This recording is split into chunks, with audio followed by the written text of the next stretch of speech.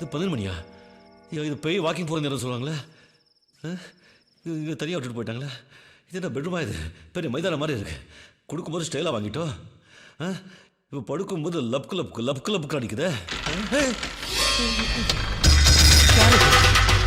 ஈஸ்வரா,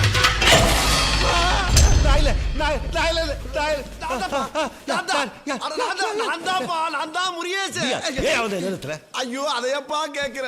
என் பொண்டாட்டியுடைய குரட்டை தொலை தாங்க முடியல. ராத்திரி ஆச்சுனா நடந்தா மோகினி மாதிரி இருக்கா, படுத்தா பேய் மாதிரி இருக்கா. அந்த சாமியார்ட்ட கதை கட்டல இருந்து எனக்கு நிம்மதியே இல்லப்பா. பேசாம நம்ம 2 பேரும் இங்கே கட்டி பிடிச்சு படுத்துருவோமா?